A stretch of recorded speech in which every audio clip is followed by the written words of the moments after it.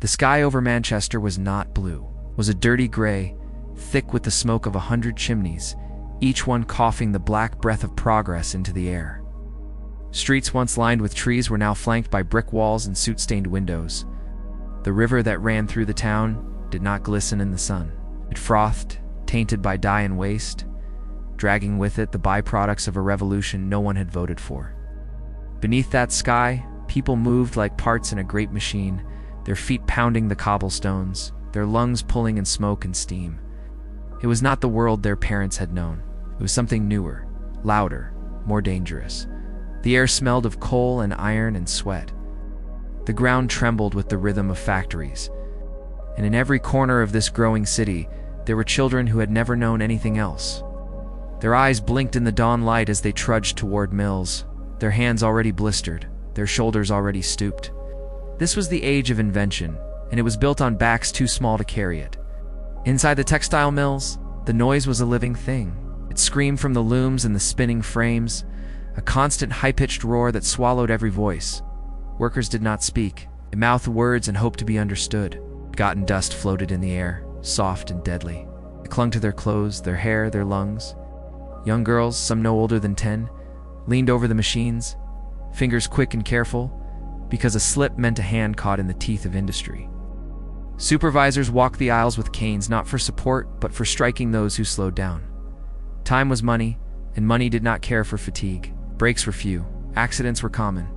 When blood hit the floor, the machines did not stop. They rolled on, indifferent, hungry for the labor that fed them. At home, these same girls might eat a piece of bread, a thin soup, if there was time before bed.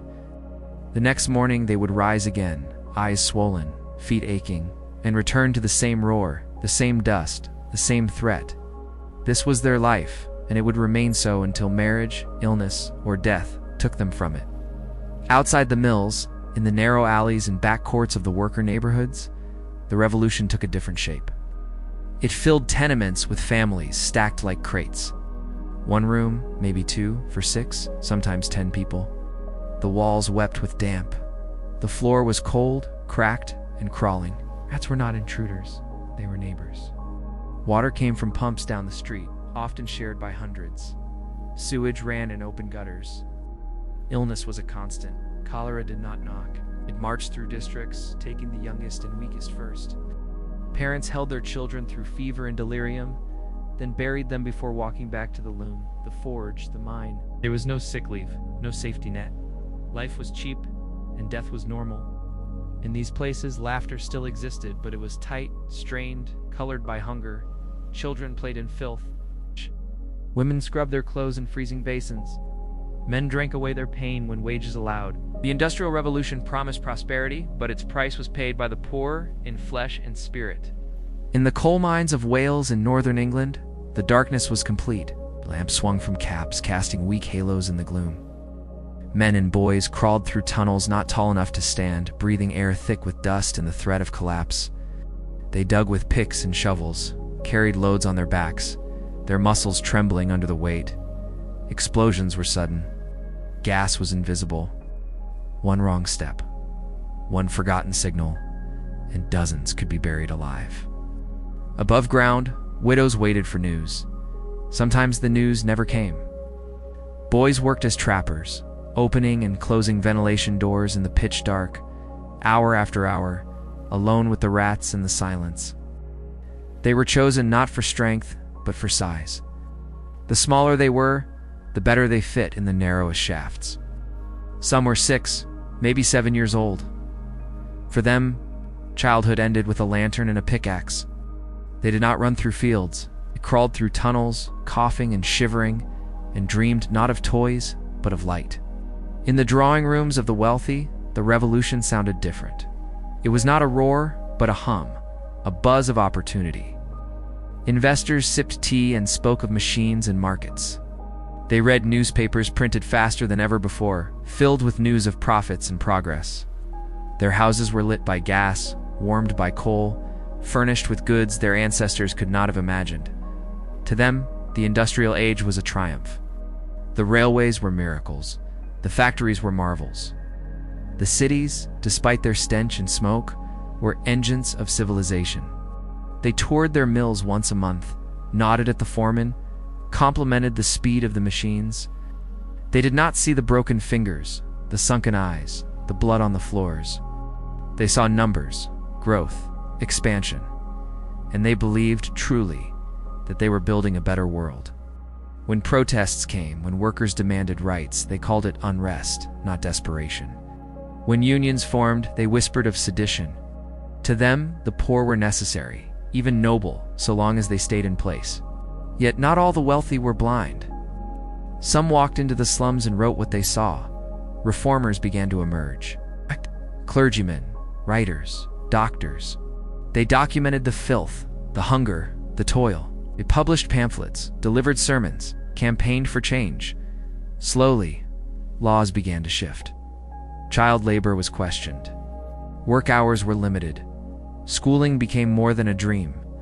But progress was slow and resistance fierce. Mill owners lobbied, bribed, threatened.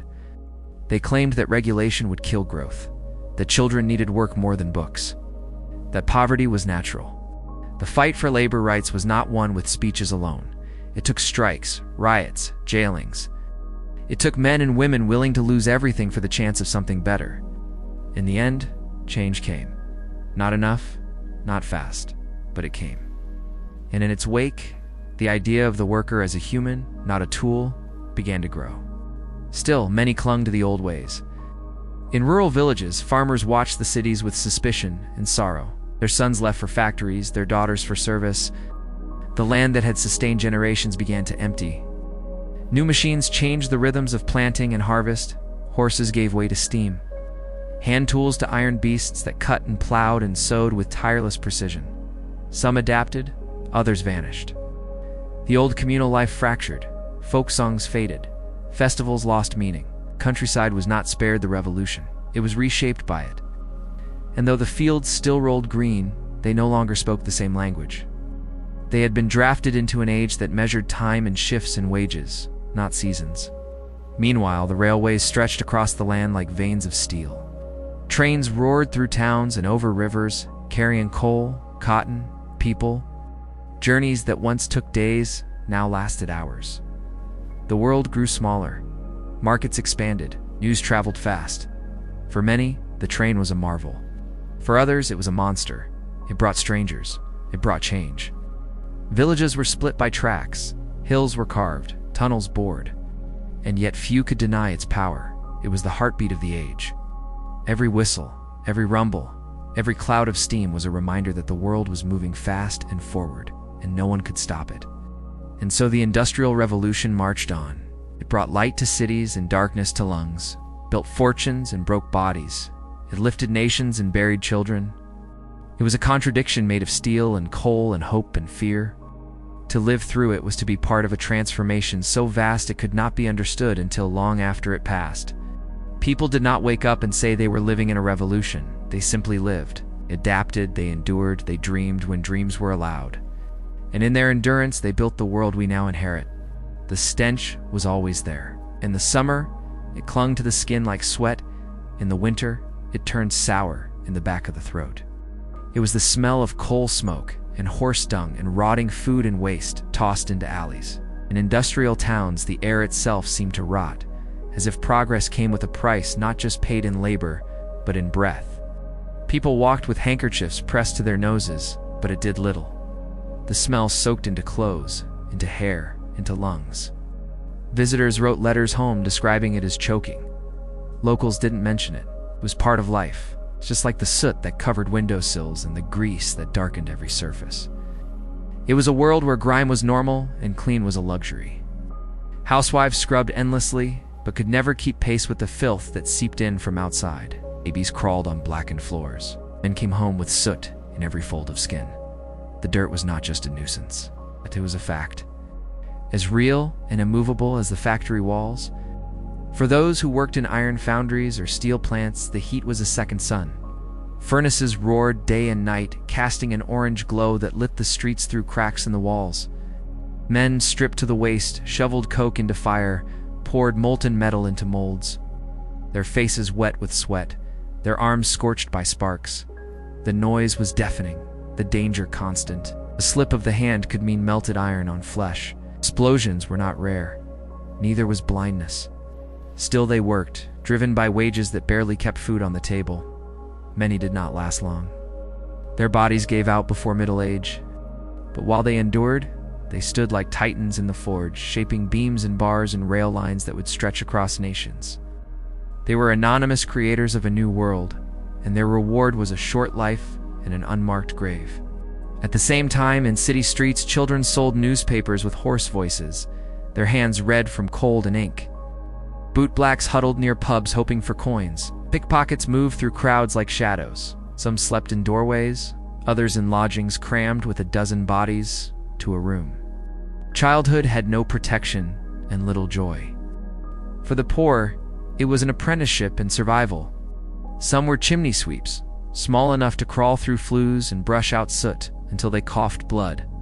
Others worked as errand boys, scavengers, factory hands. They aged quickly. Their faces took on a hardness. Laughter was rare. The few toys they had were handmade or stolen. And yet even in this brutal world they played, they chased each other in alleys. They built games from scraps. They laughed in short bursts before coughing resumed. Their joy, when it came, was fragile and short-lived, but it was real. In households that could afford a servant, young women lived a different kind of hardship. They rose before their employers, cooked meals, scrubbed floors, washed clothes by hand, and ended their day only after the last light in the house was out. Some lived in attic rooms with thin blankets and cracked windows. Others were kept in basements. They ate leftovers and answered to bells. Their hands were always red from soap and scouring. Their backs ached from bending. Some endured abuse, verbal or worse, with no recourse. To lose a position was to face the street. And yet these jobs were sought after. They offered shelter, a steady income, a way out of the factory floor or the village without prospects. Many servants dreamed of saving enough to marry, to open a shop, to leave the city. Few did. Most remained until their strength ran out, or they were replaced by someone younger and cheaper. In the world of factories, time became a tyrant. Bells rang not just for shifts, but for every division of the day. Clocks were nailed to walls. Managers carried pocket watches. Workers lived in fear of being late. Time theft was punished harshly. Minutes mattered. A man might lose a day's wage for arriving 5 minutes late. Children were fined or beaten. The idea of time as a commodity entered daily life. Sundays became sacred not for religion but for rest. People counted hours like coins, hoarding them when they could. Ali Yao, leisure was a whisper. Something imagined between shifts or found only in dreams. The rhythm of life no longer followed sun or season. It followed the machine. It ticked in factory clocks. It rang in steam whistles. And once it took hold, it never let go. Women who worked in factories walked long distances in early morning darkness, wore shawls over their heads, and clutched their lunches in cloth bundles. In mills, they operated looms or spun cotton, their bodies swaying with the rhythm of the machines. Talk was discouraged. Rest was rare. The pay was less than men's, but the demands were the same.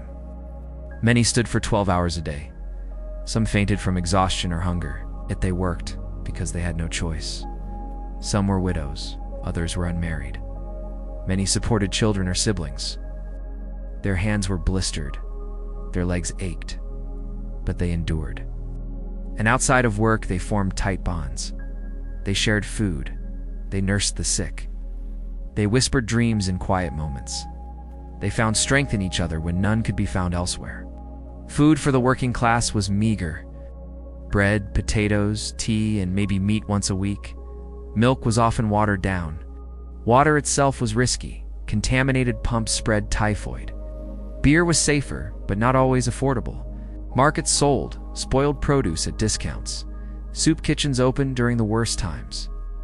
Hunger was a shadow that followed families day and night. Mothers gave their share to children. Men went to bed hungry. Girls learned to stretch meals, to trick the stomach with warm broth or stale crusts. Malnutrition was common. Rickets bent bones. Scurvy loosened teeth. And yet the idea of feasting never faded. On holidays when wages allowed, families scraped together pennies for a roast or pudding. Those meals were remembered for years, spoken of with reverence, savored even in memory. Nightfall brought little rest.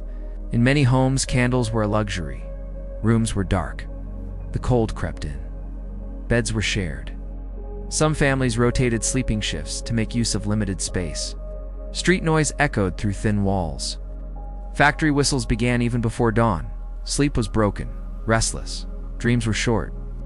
And yet in those dark hours, people whispered stories. Children huddled close as elders spoke of village life before the machines, of fields and rivers, of songs now rarely heard. These stories kept the past alive. They carried warmth that blankets could not. They were the only inheritance many had. And in their telling, something of the old world survived the new. Even in this world of soot and sorrow, there was music. Street musicians played fiddles and flutes. Families sang on rare evenings when work ended early. Folk songs lingered. Hymns rose in chapels and echoed in courtyards. Music was escape, lifted the soul above the smoke. Some saved for pianos, others carved flutes from wood. Music halls began to appear, offering cheap seats and cheap ale. There, the working class laughed and wept and forgot the factory for a few hours. Music stitched together a life that work tried to unravel. It reminded people that they were more than labor, that they had voices, that they could still sing. And through it all, the city pulsed. It grew taller, darker, louder. New buildings rose beside ruins. Streets widened. Bridges multiplied. The population swelled. Immigrants arrived. Farmers became workers. Girls became maids. Boys became hands. The revolution was not an event. It was a tide. No one stood outside of it. It changed everything, and yet people remained. They married, they mourned, they dreamed, they endured, and in their quiet persistence, they shaped an age that would define centuries. In the countryside, the rhythms of life were slower, but even there, the Industrial Revolution crept in like smoke under the door. Farmers who had once worked their land with family help now faced competition from mechanized agriculture. Threshing machines and steam-powered plows began to replace hands and horses. Some embraced these changes, renting out their old tools to neighbors or taking factory work in nearby towns. Others resisted, smashing machines in protest during uprisings like the swing riots. But the change was coming with or without permission. Families who had tilled the same soil for generations found their sons pulled toward city factories by promises of wages. And those who stayed behind watched the horizon darken with chimneys. Villages changed as men left for work and women took on heavier roles. Old customs weakened, community festivals shrank into memories, and Sunday church became a reminder of who was missing. New ideas traveled faster now. Newspapers reached further, and talk of labor rights or political reforms stirred even the most isolated cottages. A boy who once expected to follow his father's path now dreamed of railways and machines. The sense of permanence that had defined rural life cracked under the pressure of the modern age. Yet in the hedgerows and the fields and the songs sung at dusk, something of the old world held on. For those who worked in coal mines, the danger was not just above, but all around. Black damp choked the lungs. Fire damp could explode without warning. Shafts collapsed. Tunnels flooded. And yet boys as young as 5 were sent below, carrying lanterns or hauling carts through narrow paths. Their faces blackened before they'd ever seen adulthood. Their lungs aged before their limbs. Many never saw daylight except on Sundays. Their pay was low, their hours long, and their chances of survival slim. And yet, the mines kept running, powering the engines of empire. In the ironworks, heat ruled everything. Men labored in glowing furnaces where molten metal flowed like rivers of fire. Their arms blistered, their eyes stung, their backs bent under the weight of industry. But there was pride too. Iron meant strength. It built bridges, railways, steam engines. A good ironworker was respected, even if he coughed blood by 40. The clang of hammer on anvil became the rhythm of progress, and every nail, every rail, every bolt was a small step forward toward a world that had never existed before. Children filled the textile mills, crawling under looms to fix snapped threads, their small hands nimble, their wages a fraction of a man's. Accidents were common, scalps caught in spinning frames, fingers lost to gears. They worked 12, 14 hours a day. Their dreams were woven into cloth, their laughter drowned in the hum of machinery.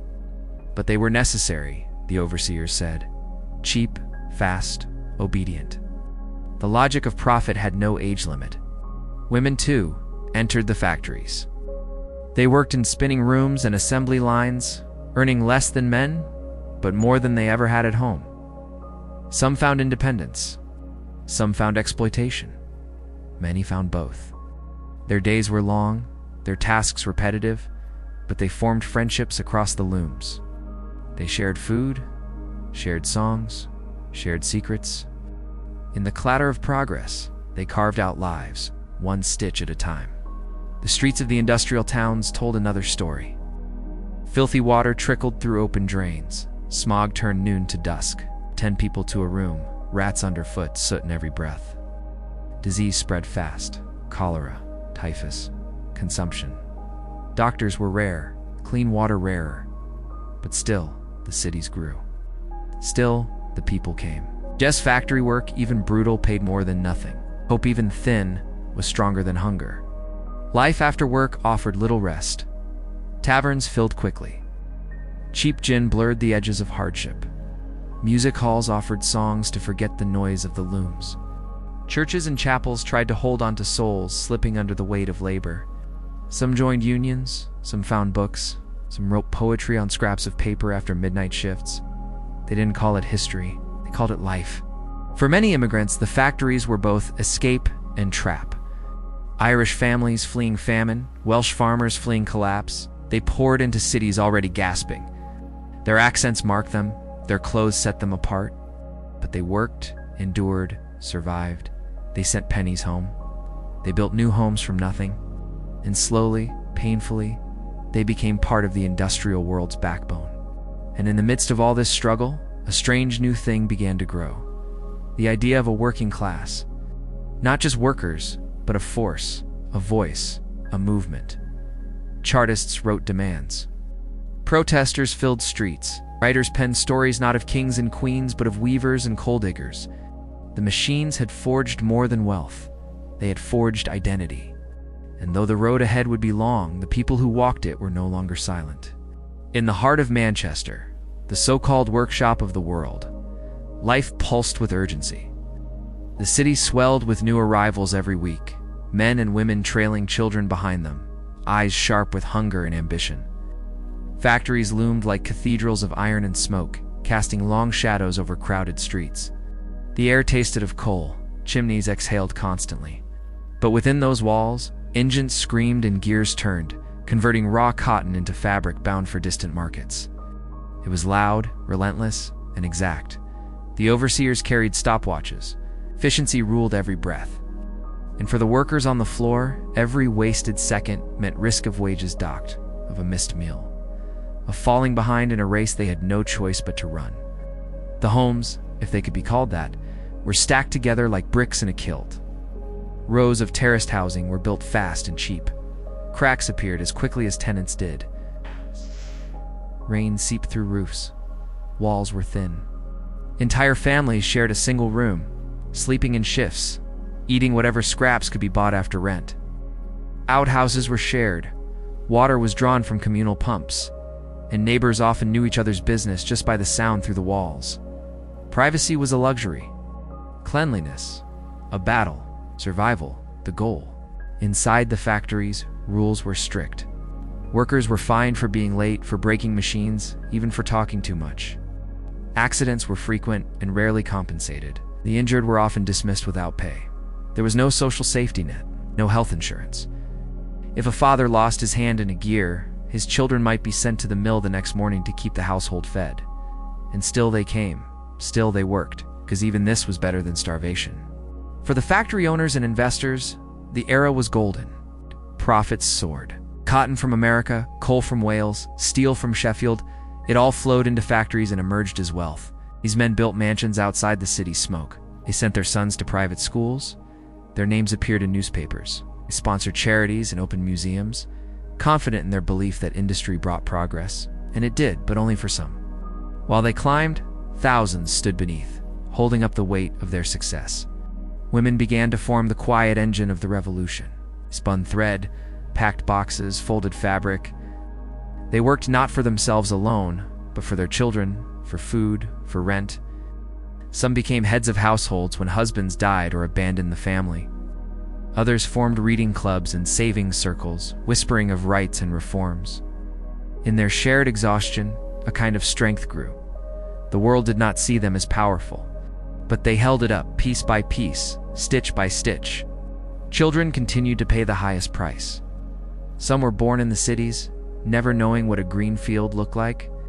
They ran through alleys blackened by soot, climbed under looms, too dangerous for adults, coughed through nights spent on straw beds. Childhood became labor. Play became a privilege. But they learned fast. They adapted. They survived. In time, some would grow into workers themselves. Others would die before they ever truly lived. The pace of life itself had changed. With railways came speed. Letters crossed the country in days. News traveled in hours. A sense of time emerged that was dictated not by sun or season, but by factory whistle and train schedule. Punctuality became virtue. Delay became sin. Clocks ruled homes, churches, schools. And for the first time, even the poorest workers found their lives synchronized not to nature, but to machines. Politics began to shift. The disenfranchised organized, petitions were signed, pamphlets distributed, meetings held in dim-lit pubs. The working man began to believe he had a voice. Reformers fought for the right to vote, for safer conditions, for limits on child labor. Some were jailed, some exiled. But the seeds of change had been planted. And even if they would not bloom for decades, their roots had already taken hold. Science and invention marched forward, sometimes oblivious to the suffering beneath. Electric lights, steamships, telegraphs each brought marvels, each opened new possibilities. Yet for many, these advances remained distant. What mattered more was bread, medicine, rest, a break from the endless churn. The gap between innovation and daily life was wide, but eventually, the two would meet. The Industrial Revolution was not one moment or machine. It was 1,000 gears turning at once, across cities, across lives. It was fire and smoke and ambition. It was misery and invention. It broke old worlds and built new ones. And in every narrow street, behind every soot-covered window, someone was living through it, sometimes thriving, often struggling, always moving forward into a world they could not fully understand but had no choice but to enter. In the quiet before dawn, long before the first whistle blew, city streets began to stir. The clatter of wooden shoes echoed on cobblestone as laborers made their way toward the mills. Coal carts rumbled by, pulled by horses too thin for the weight they carried. The morning chill mixed with soot, already settling from the night's fires. The air was never quite clean. By the time the sun crested the rooftops, entire neighborhoods were already awake, already working, already moving under the rhythm of industrial life. Inside homes, mothers prepared weak tea and thin porridge. Sometimes there was bread, often there wasn't. Children pulled on the same clothes worn yesterday and the day before. Patches on patches, shoes with stuffed paper instead of soles. Some carried lunch wrapped in cloth, a wedge of cheese if lucky, or a heel of bread rubbed with lard. Many carried nothing. Hunger was constant, like the hum of machines in the distance. Dulled the senses, hardened the heart, but never fully crushed the will to live. As factories opened their gates, the workers entered like a tide, swallowed by brick and iron. The buildings towered, blackened with soot, windows smeared with grime. Inside, steam hissed, gears spun, belts whirred overhead, light was dim, heat rose quickly, the noise was deafening. Doubts were lost beneath the roar of engines. Fingers worked fast, muscles strained, eyes squinted. Each task was part of a larger mechanism. There was no room for error, no time to rest. The machines did not wait for grief or illness or fatigue. Women took their places at looms, at spindles, at sorting tables. They wiped sweat with the backs of their hands, worked through cramping fingers and aching feet. Talking was discouraged. Standing still brought reprimands. For some, pregnancy was concealed as long as possible. A missed shift meant lost wages. A lost wage meant no dinner. The rhythm of life was dictated by the factory bell, and the factory bell never rang for sympathy. Meanwhile, children performed the tasks no one else could. Their small bodies crawled beneath machines to tie broken threads. They hauled coal in carts twice their weight. They were beaten if they slowed. Some never returned home. Crushed by gears, caught in belts, overcome by fumes. The mills took their toll, and still more children came. Orphans, runaways, sons and daughters of the desperate. They learned quickly that childhood was a luxury and work was their only inheritance. Outside, in the alleys and courtyards, life went on in its own way. Rag pickers sorted through ash bins, searching for cloth and bone. Housewives? Hewed at water pumps, gossiping in low tones. Street vendors shouted over one another, peddling potatoes, eels, old clothes. Beggars leaned on crutches. A barrel organ played in the distance.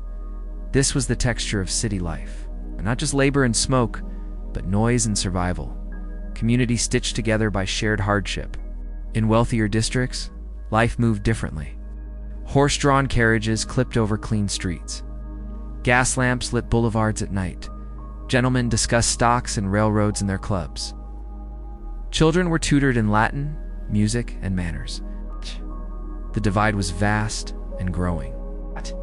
Yet even the elite could not ignore the pulse of the city beneath them. The wealth they enjoyed was built on the backs of those they rarely saw. Political unrest grew with every passing year. The working class began to organize, not only for higher wages but for dignity. Chartist movements demanded the vote. Newspapers printed letters from factory workers describing their conditions. Petitions with thousands of signatures were delivered to Parliament. Though many of these efforts were rejected or delayed, the momentum could not be stopped. Awareness was rising. Resistance had begun. Meanwhile, reformers visited slums and wrote what they saw. Poets described the smoke-darkened skies. Artists painted factories as both temples and prisons. Doctors recorded illnesses unique to industrial life: black lung, rickets, severed fingers, bent spines. Some politicians began to listen. Slowly, laws changed. Factory Act limited child labor. The 10 Hours Act shortened the workday. It was not enough, but it was a start. Technological marvels continued to emerge. The telegraph stitched communication across miles and seconds. The steamship made oceans seem smaller. Steel bridges connected cities once separated by rivers. Even the humble bicycle changed daily life, giving workers a new kind of freedom.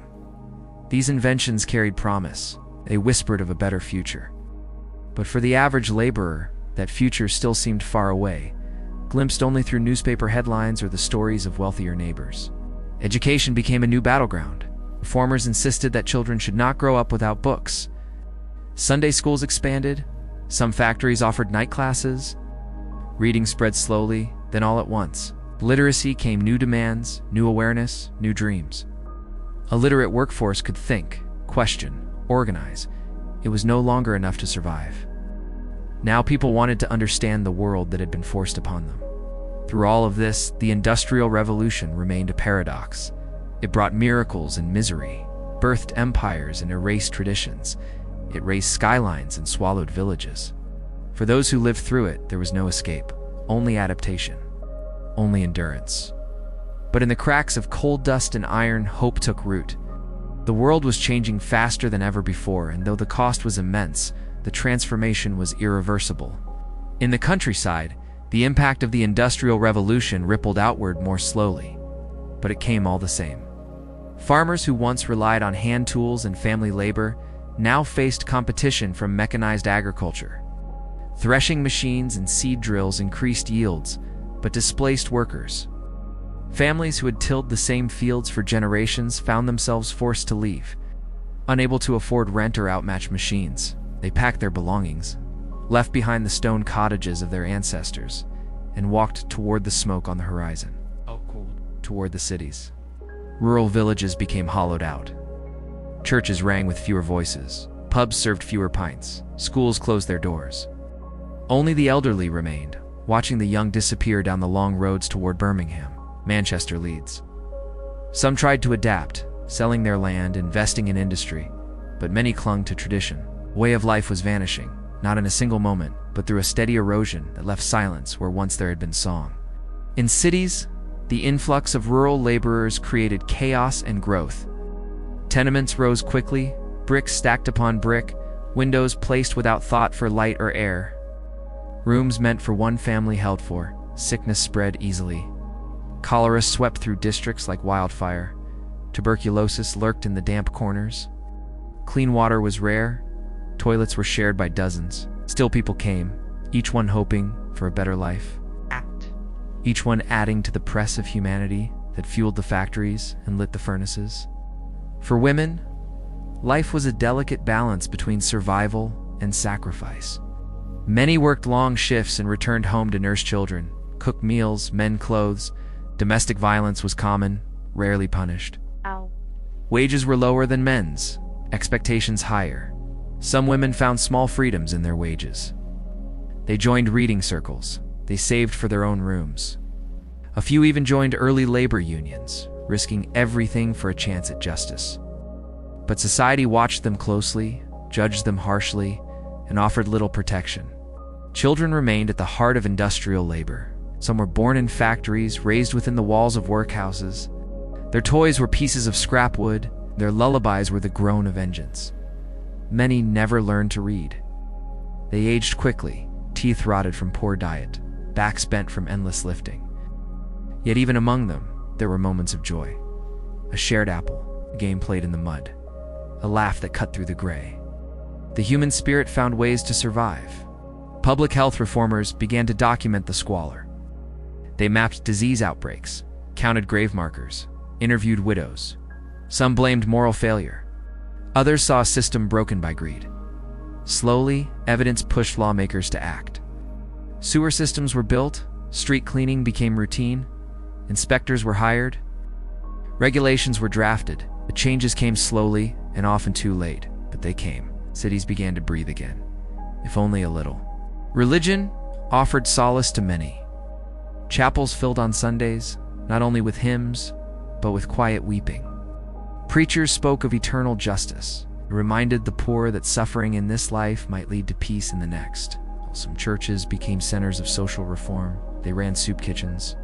They taught children to read. Others preached obedience and order, telling workers to endure, to respect their betters, to trust in God's plan. Faith, like everything else, was shaped by the revolution. Political ideologies began to clash. Liberal thinkers demanded individual rights. Conservatives warned against disorder. Socialists proposed new systems entirely. The writings of Marx and Engels began to circulate, first in whispers, then in loud declarations. The working class began to dream, not just of better wages, but of new worlds. Utopian visions were debated in smoky back rooms. Some called for revolution, others for reform. Everywhere questions stirred. What is fair? Who deserves what? Who decides? Entertainment evolved alongside hardship. Music halls offered laughter and distraction. Traveling circuses drew crowds with exotic animals and daring acts. Penny novels thrilled readers with tales of adventure and romance. Football began to grow in popularity, giving workers a team to cheer for, a sense of belonging beyond their jobs. Art did not vanish in poverty. It found new forms, new voices. It echoed the heartbeat of the times. Education was a rising tide. The push for compulsory schooling gained ground. Factory owners resisted at first, fearing the loss of labor, but governments pressed forward. Children began attending class for a few hours each day. They learned to write their names, to recite geography, to read stories. Knowledge opened new possibilities. A boy who once shoveled coal might become a clerk. A girl who once tied threads might become a teacher. The path was narrow, but it existed. Families adapted in creative ways. Some took in lodgers to cover rent. Others formed cooperatives to buy food in bulk. Women formed sewing circles to mend each other's clothes. Men shared tools and advice. Communities developed informal safety nets. A neighbor helped deliver a baby. An older child watched younger siblings. In the absence of social support, people built their own. It was imperfect, fragile, but it kept them going. The idea of progress became a beacon. Railways stretched across the nation, their engines symbols of power and promise. Telegraph wires crackled with messages from distant places. Photography captured faces once lost to memory.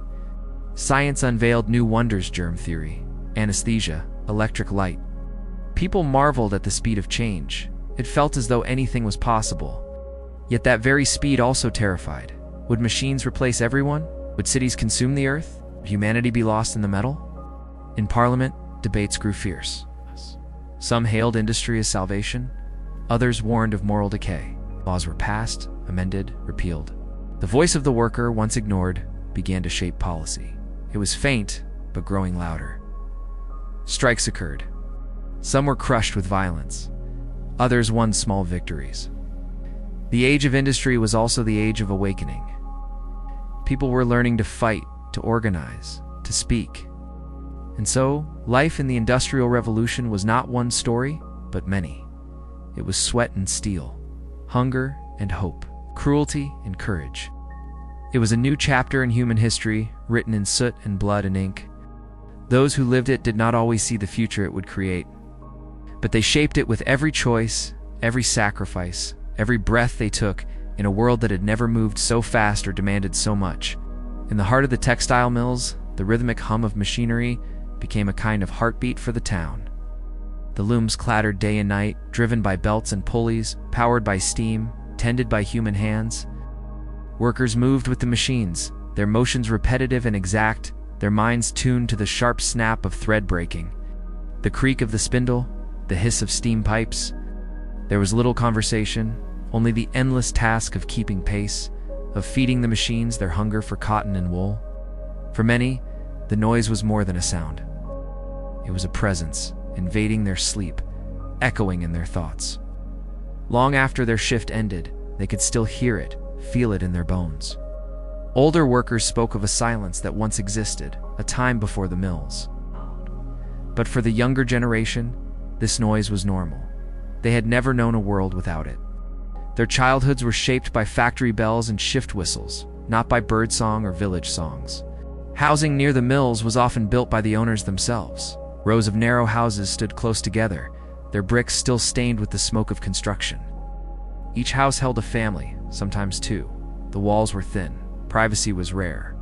But they were close to the mill, and that mattered more than comfort. Each morning, families spilled out of their doors, lunch pails in hand, eyes still heavy with sleep, children trailing behind their mothers, older boys walking quickly to the gates to avoid the dock in wages for lateness. These communities developed their own rhythms. Saturday paydays brought a moment of joy, a brief flash of color in gray lives. Market stalls appeared in the alleys. Pubs filled with laughter. Street musicians played fiddles and flutes, their tunes cutting through the grime. For a few hours, the weight of the week lifted. Some bought sweets for their children. Others saved what they could, folded the coins into cloth, hid them under floorboards. The air inside the mills was thick, hot, and dusty. In summer, it became suffocating. Cotton lint floated in the air, clung to skin and clothes, filled lungs with every breath. Ventilation was poor, water was scarce. Accidents were common, finger caught in a cog, foot crushed under iron. Medical care was limited. Some workers carried scars their whole lives. Others never returned from the factory at all. But work was work, and another would always take the place of the fallen. The mill owners lived apart. Their houses stood on hills or in well-kept streets far from the smoke. They rode carriages, dressed in fine wool and silk, and hosted dinner parties lit by gas chandeliers. They spoke of progress, of civilization, of the greatness of British industry. Few of them had ever stepped into the factory floor themselves. They read profit reports, not injury logs. They saw numbers, not the hands that made them. Yet not all owners were blind to suffering. Some built schools for workers' children. Others offered doctor visits or reading rooms. These acts were rare, often motivated by religious duty or enlightened self-interest, but they left their mark. A girl who learned to read might teach her brother. A man who recovered from illness might live to see old age. Even small kindnesses could grow roots in harsh soil. Meanwhile, new waves of immigrants arrived, drawn by the same promise of work. Irish families fleeing famine, Scottish laborers seeking steadier wages, European craftsmen hoping for a future. They brought with them new languages, foods, customs. At times they were welcomed. At times they were blamed for everything that went wrong. Tensions flared, fights broke out. But over time, neighborhoods blended, new identities formed. A mill town was never just English. It was a mosaic of hardship and hope. In such towns, music became a thread that held people together. Workers sang in the evenings, not for performance, but for memory. Old ballads told stories of distant homes. New songs captured the sorrow of the machines. Children learned lullabies that spoke of struggle and strength. Sometimes choirs were formed and their voices rose in church halls or parks, defiant and proud. Music did not erase pain, but it reminded people that they were more than their labor. Drunkenness became both escape and curse. Alehouses lined the streets. Men drank to forget, to feel warmth in cold times. Fights were common, so were arrests. Wives waited at doorways, children hiding behind their skirts. Reformers railed against drink. Temperance movements gained momentum.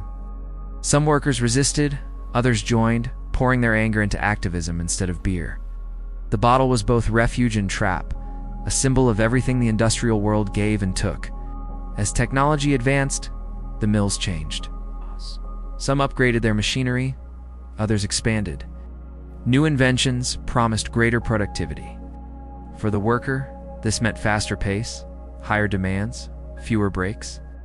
But it also meant more jobs, at least for a time. A young boy might learn to manage a loom. A girl might be promoted to overseer. These changes created a fragile sense of progress, but always under the shadow of uncertainty. A machine that could do your job better was always just around the corner. Despite everything, love persisted. Young couples found time to walk by the canal, to share quiet moments away from watchful eyes. Weddings were held in small chapels. Babies were born, cried, laughed, grew. Families clung to each other. They celebrated birthdays with boiled sweets and borrowed ribbons. They mourned together when tragedy struck.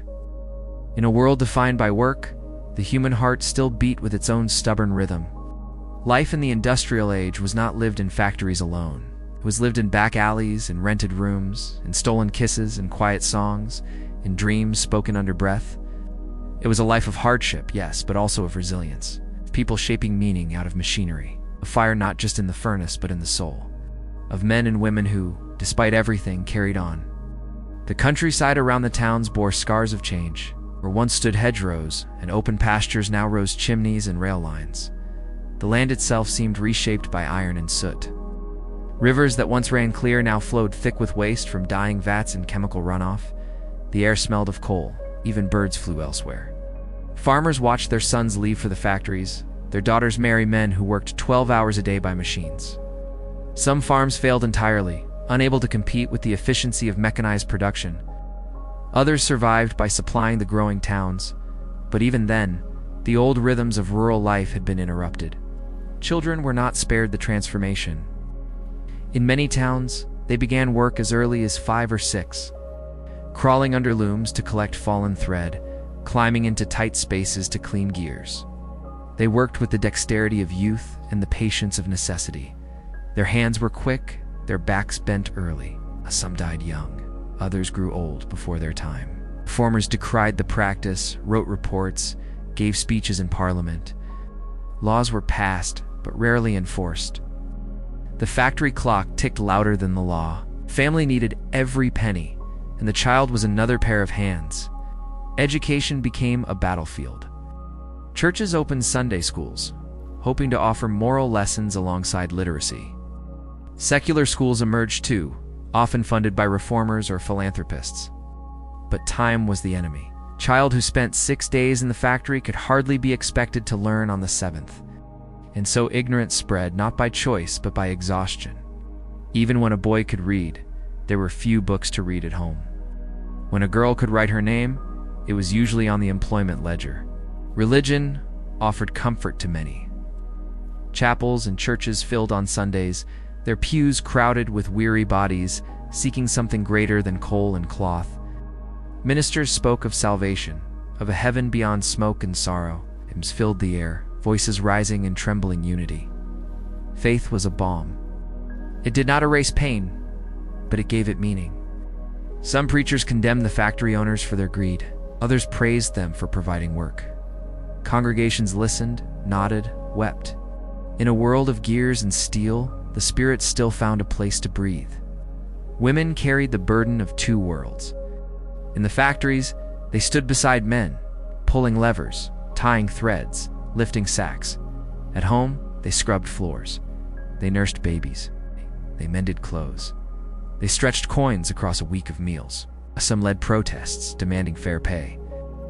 Others endured silently, their strength unseen but vital. The revolution could not have turned without them, though few would ever be thanked for it. Their names are mostly lost, but their fingerprints remain on every piece of progress. Machines had no mercy and no memory.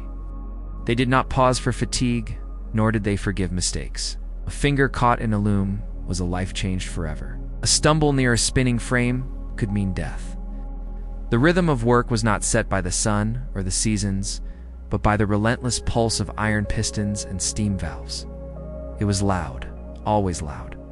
The clang of metal, the hiss of steam, the groan of engines. Even silence began to feel unnatural. People walked home with the hum of machines still droning in their ears. They dreamt in rhythm and woke in fatigue. Meals were quick and plain. Bread, tea, sometimes a bit of cheese or stew, eaten in dim kitchens or factory canteens. There was little time for conversation. Families passed each other like ships at night. A mother might be leaving for a shift just as her son returned from his. The dinner table became a place of necessity, not warmth. No time for long stories, no patience for laughter, only rest, and then more work. The Sabbath was often the only pause, a brief moment to wash, to breathe, to remember life outside production. The cities grew without planning, streets twisted into each other, alleys turned into homes. Whole neighborhoods sprang up around factories without parks, without sewage, without light. People lived in cellars or attic spaces, dozens to a room. Walls sweated from too many bodies and too little air. Diseases bred fast and spread faster. Cholera, typhus, tuberculosis. The air was damp, the water brown, the smell ever present. But still, people came. They came for wages, for hope, for something better than the hunger of the countryside. Children worked as soon as they could walk. 5-year-olds carried coal, cleaned under looms, sorted cotton. Their hands were small enough for tight spaces, their bodies cheap enough to risk. Some never learned to write their names, but they knew the schedule of the mill, the feel of the overseer's cane, the sound of the final whistle. Childhood was a luxury few could afford. Their games were stolen moments, their toys were scraps, their dreams shaped by smoke and soot. Education began to rise, but slowly. Factory owners preferred workers who questioned nothing, read nothing, wanted nothing but wages. But reformers fought for schools, for reading, for thought. Sunday schools became sanctuaries. Churches taught letters alongside psalms. The printing press brought cheap papers, radical ideas, a sense of connection. Literacy meant the world was opening. Even the poorest child, with a scrap of newspaper, could glimpse something bigger, something freer. For women, the revolution was double-edged. They found work outside the home, independence in wages, strength in labor. But they also faced exhaustion, abuse, and expectation. They were still mothers, still wives, but now also spinners, weavers, match girls, miners. Some joined unions, some wrote pamphlets. Many simply endured. Their hands were raw, their backs bent, their spirits tested, but they held families together. They were the backbone of the working class, even if history forgot their names. Religion clashed with change. Some preachers thundered against machines, seeing them as ungodly as temptations to pride and wealth. Others embraced the new world, preaching salvation in the factory, urging obedience and thrift. Revivals swept through slums. Hymns echoed beside hammer strikes. Faith became a refuge, a rebellion, a rhythm. Heaven seemed closer in the smoke. Or perhaps it was the only place untouched by soot. Alcohol numbed the pain. Taverns filled after shifts with men too tired to talk and too angry to sleep. Gin was cheap, beer safer than water, and drunkenness common. Reformers feared the drink more than the poverty that caused it. Temperance leagues grew, posters showed families destroyed by spirits. But for many, the bottle was the only escape. A moment's warmth, a brief forgetting, a softer kind of silence. The air itself changed. Smoke blackened skies. Coal dust settled on windowsills, on clothes, on lungs. Trees withered. Rivers ran gray. The scent of iron and ash became the smell of progress. People lived shorter lives, but louder ones. There was a pride in endurance, a strength in surviving another day. Some called it sacrifice, others called it progress, but no one called it easy. Voices began to rise. Workers formed associations, then unions. They marched, they petitioned, they struck. Some were jailed. Others were killed, but the fight continued. For hours, for pay, for safety, leaders emerged from the slums, from the smoke. Men and women who believed in something better. They wrote manifestos. They held meetings by candlelight. They demanded dignity. Technology kept evolving. Steam spread to ships, then to railways. Travel shrank. The country became a network. Goods moved faster, cheaper, so did people. A man could now leave his village and return the same day. Ideas moved too, faster than ever. Telegraph wires stretched like veins across the land. News came quick, so did rumors, so did change. And in all of this, people still loved, still hoped, still found moments of joy. A dance in a tenement room, a wedding in a smoke-streaked chapel, a child's laugh over broken cobblestones. The revolution did not kill the soul, tested it, shaped it, burned it, but it did not end it. People endured. And in that endurance, they built something new, something terrifying, something extraordinary. The schoolhouse began to replace the coal mine in the dreams of many parents. Education, once a privilege, became a promise whispered into the ears of children covered in soot. Laws were passed that required schooling for the young, though the enforcement was uneven and the quality varied. Still, in small rooms with slate boards and stiff benches, a new future was being written in chalk. Reading, writing, and arithmetic became the first tools of escape for generations trapped by the weight of work. For some, school was the only clean place they knew, a sanctuary of silence before returning to the roar of machines. Inventions poured out of workshops and into daily life. Sewing machines sped up the creation of clothing. The telegraph shrank the world into dots and dashes. Typewriters clicked in offices where women slowly gained a foothold as clerks and secretaries. Iceboxes, gas stoves, and washing machines hinted at a future with more comfort, though such luxuries rarely reached the tenements. Every new tool promised less labor, but often brought more expectation. The faster one worked, the more was demanded. Efficiency became both a blessing and a curse. Women began to speak louder in the public sphere.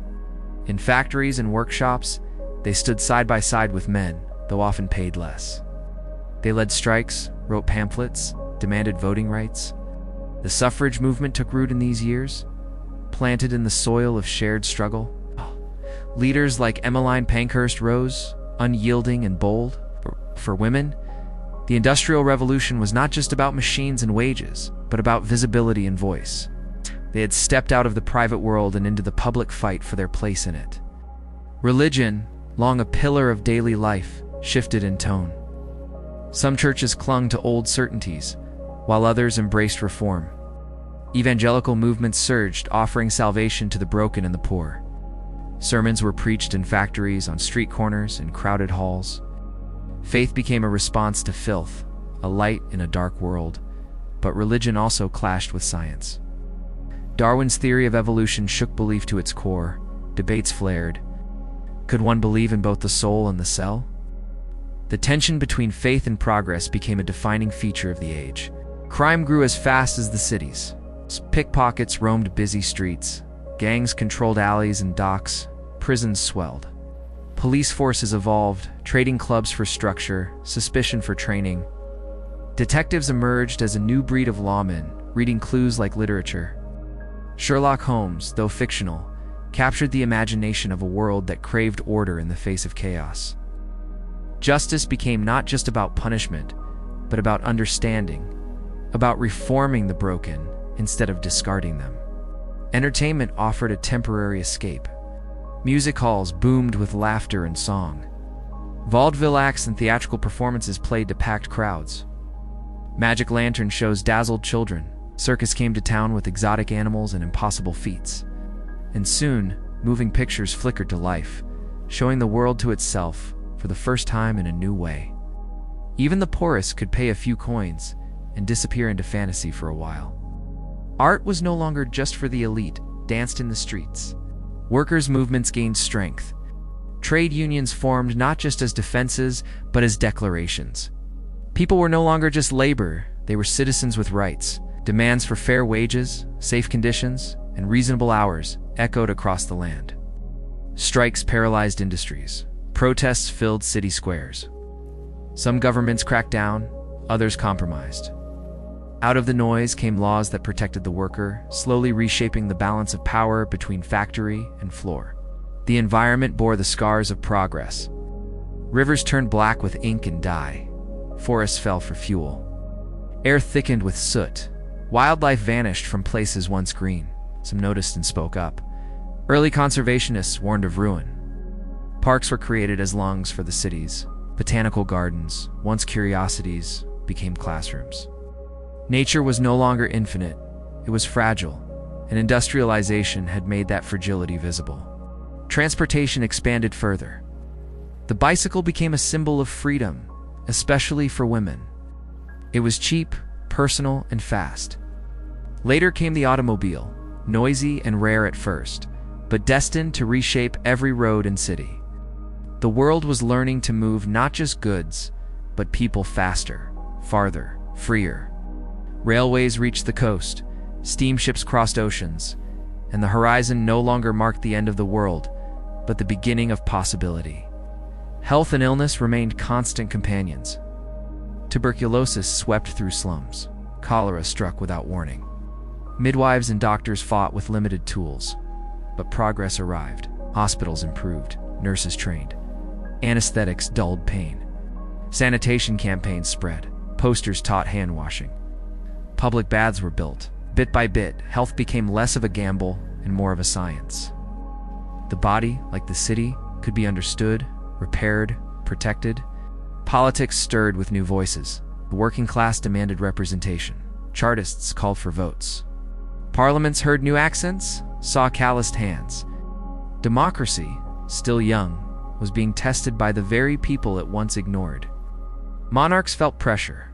Laws shifted. Revolution brewed in some corners. Form triumphed in others. The idea of power, who had it and why, became as much a part of the revolution as any machine. And behind it all, the hum of progress never ceased. The Industrial Revolution was not a single moment, but a living wave, rising, crashing, pulling millions into its tide. It lifted and drowned, it built and broke. It was neither good nor evil, it was human. And to live through it was to live through the forging of a new world, one breath at a time, under the smoke-filled sky of a future still being written. Steam trains roared across the countryside like metal beasts. For many, it was the first time they moved faster than a horse or the wind. The countryside flew past in a blur of green and smoke, and people stared from the windows in awe or fear. Some believed the speed would damage the body or confuse the mind. Others marveled at the freedom. A job in another town was no longer a dream. A letter could travel farther in days than it once did in months. The world was shrinking, and the sound of the whistle was its anthem. Railway stations became new cathedrals. Massive halls of glass and iron where time itself was measured and managed. Clocks grew important, and being on time became a virtue. Schedules ruled lives, and the term railway time was born. Before, each village followed the sun or its own church bell. Now they all followed the train. Uniformity replaced tradition. The rhythm of nature gave way to the rhythm of steel. Cities became experiments in contrast. Towers of wealth rose beside crumbling alleys. Mansions looked down on slums. Gaslights illuminated the homes of the rich, while the poor huddled in candlelight or darkness. The gap between classes widened with every new invention. For the privileged, the Industrial Revolution brought comfort, innovation, and leisure.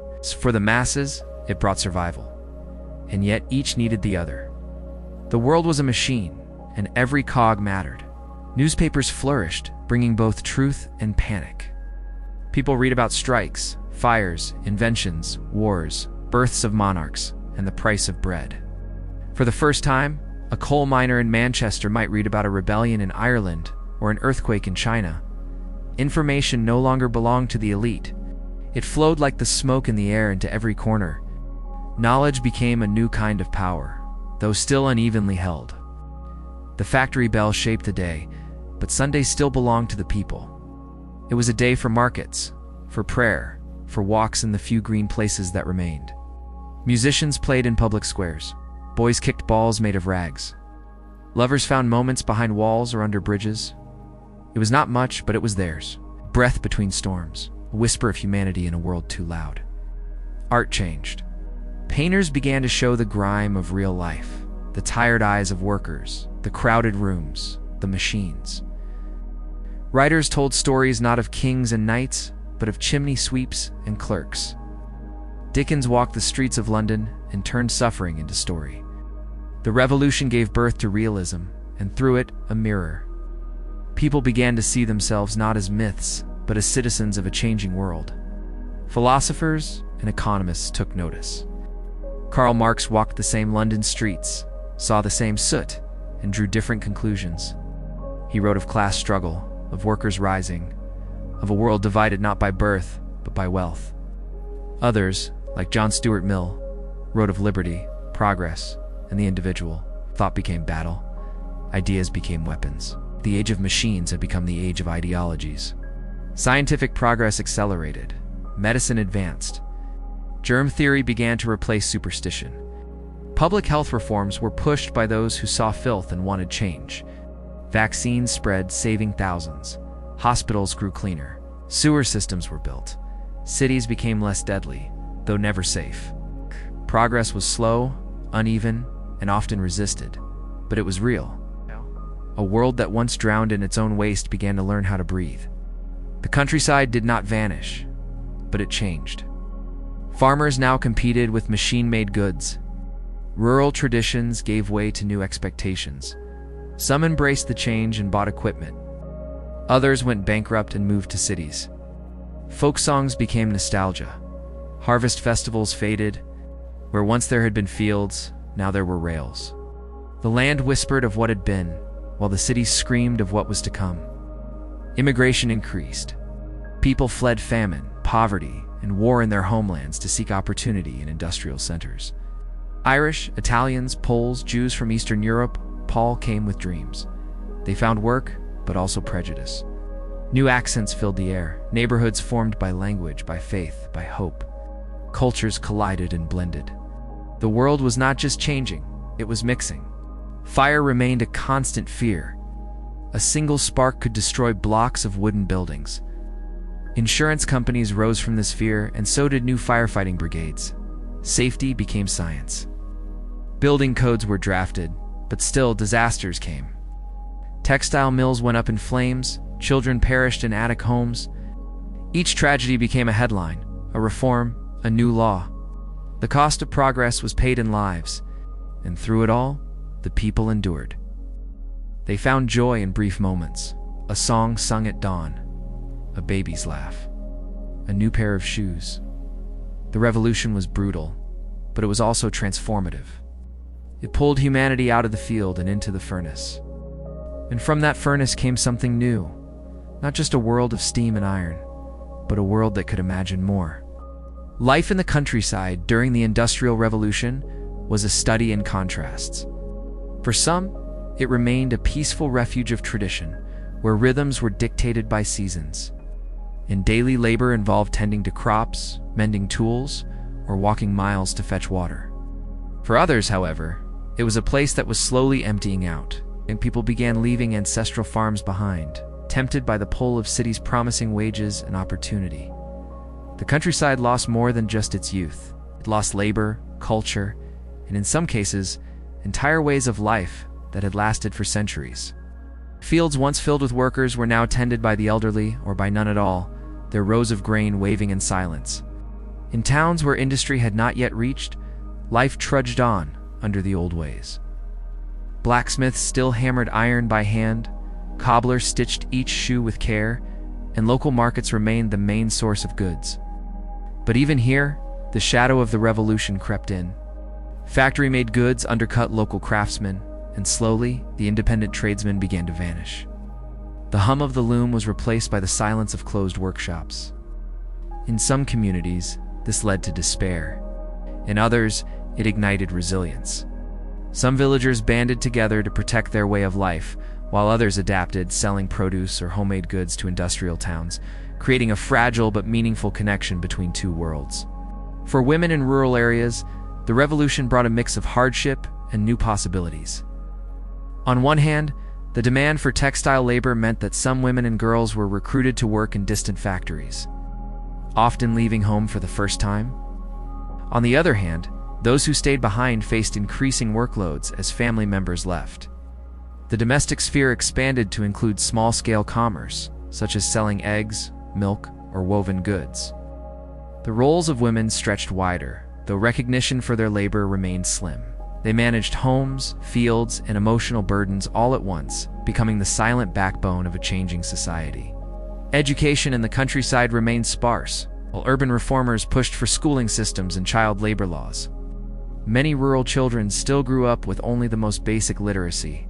Schools, when they existed, were small and seasonal, often sharing a room with the church. Lessons were interrupted by harvests, chores, or weather. Yet the idea of education slowly gained strength, carried on printed pamphlets and whispered promises. Even the poorest families began to hope their children might read or write well enough to leave for a better life. Hope lived in chalk-dusted slates and dog-eared books, even if lessons came by candlelight after a day in the fields. Religious life retained its grip on rural communities. Sunday remained a sacred day, marked by church bells echoing across the hills.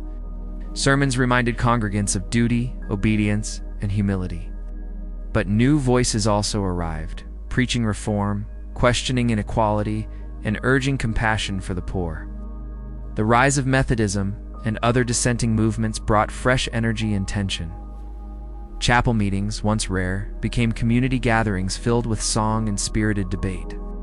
Religion, long a tool of stability, began to stir hearts toward justice.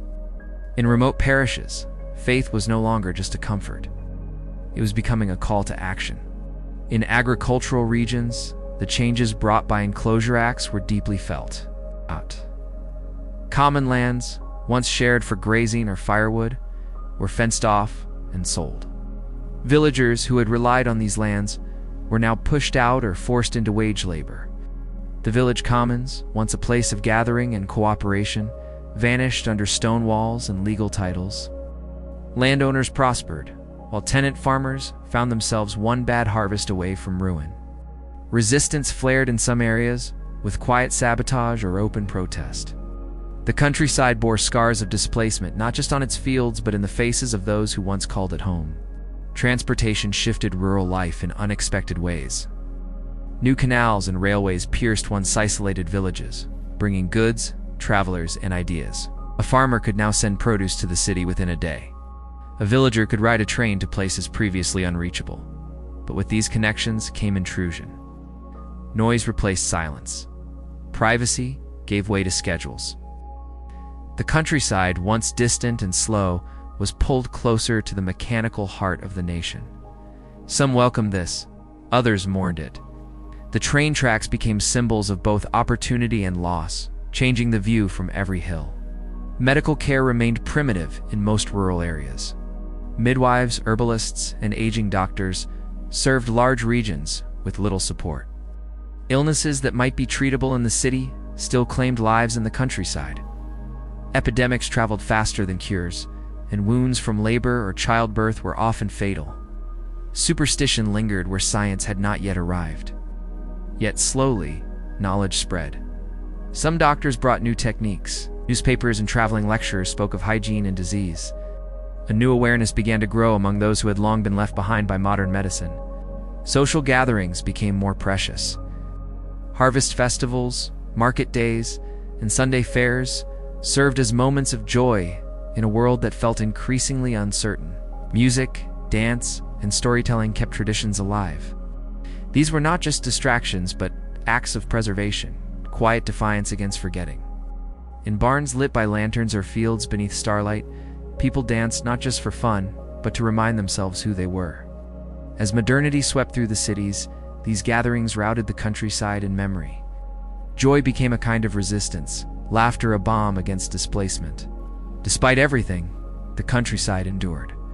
It did not remain untouched, but it did not vanish, as people bent with the winds of change without breaking entirely.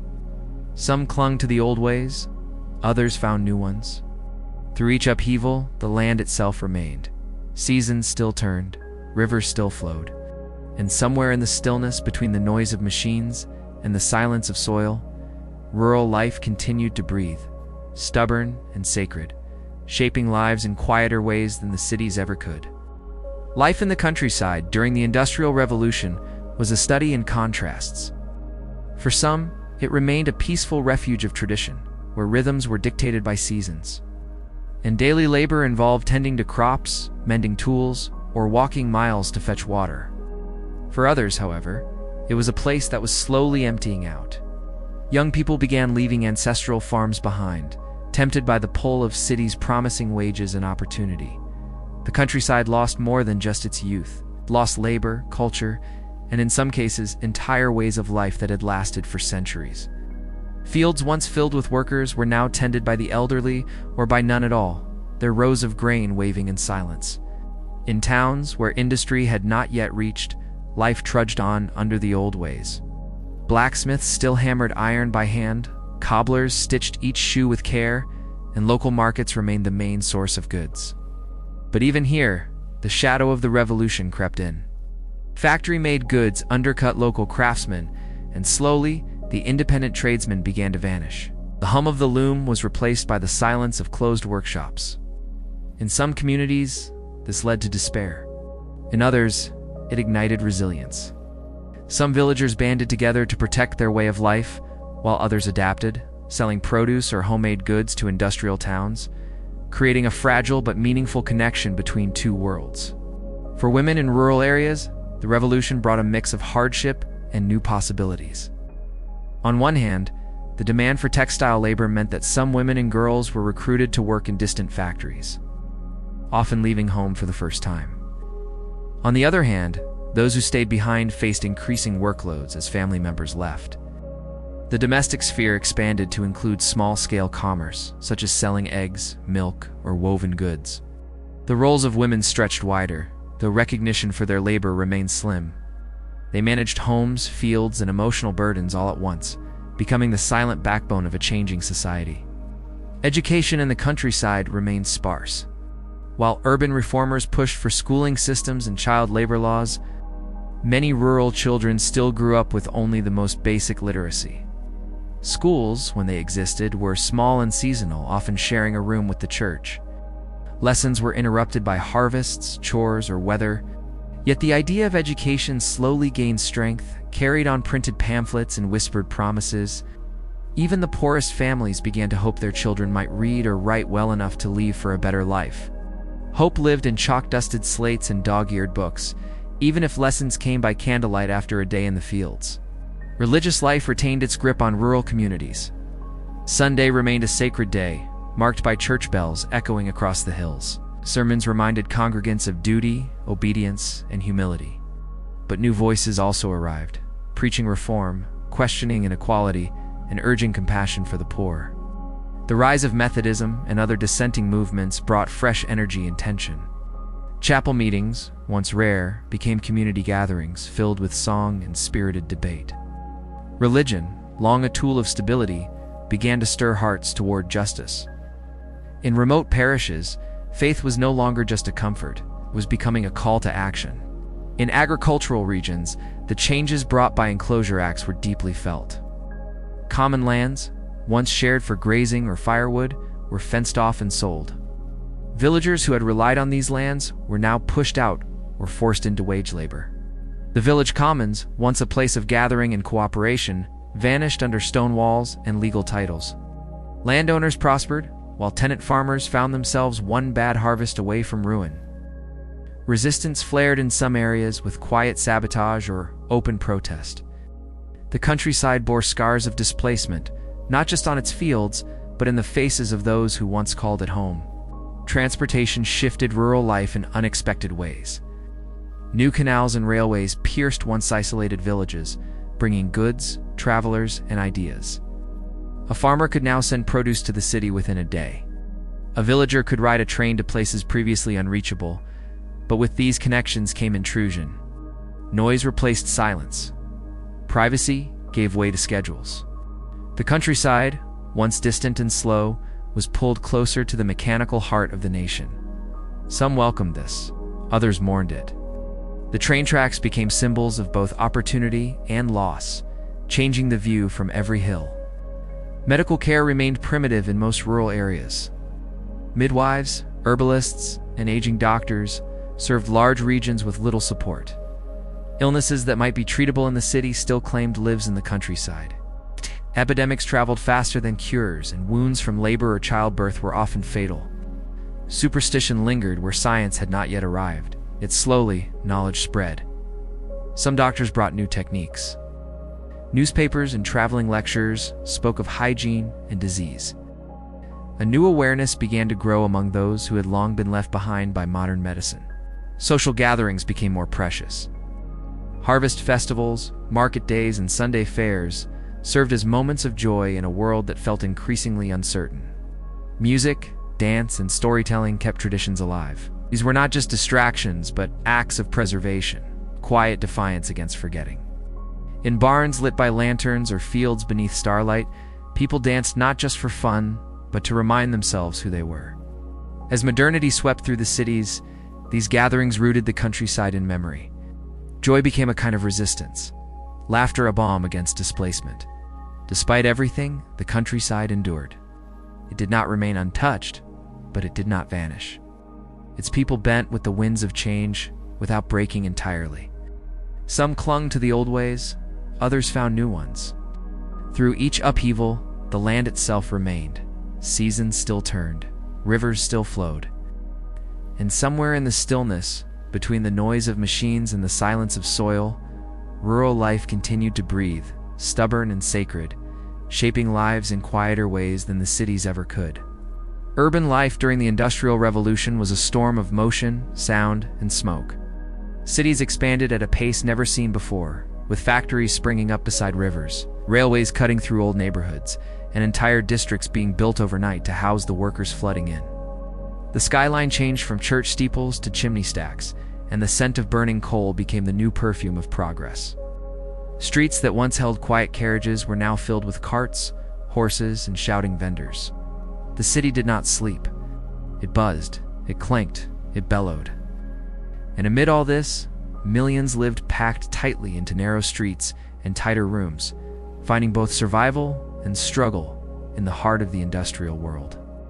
Tenement buildings sprang up with little regulation.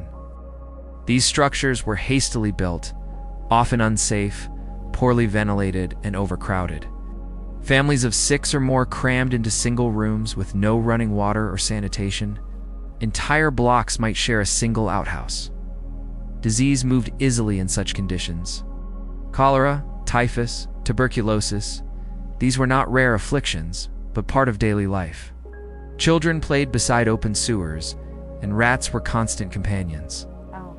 Yet despite the filth and crowding, people endured. They built lives within these brick walls. They made do with little. They adapted not because they wanted to, but because they had no other choice. Factories were the heartbeat of the city, and to many, they were both a curse and a promise. Inside their walls, time was not measured by seasons or sun, but by the clang of the factory bell. 12 to 16-hour shifts were common. Workers operated dangerous machinery, often with little training. Injuries were frequent. Hands were lost to gears. Lungs were filled with fibers or soot. Children worked alongside adults, their small size making them ideal for crawling under machines or fetching parts. There was no age too young for labor, and no hour too early to begin it.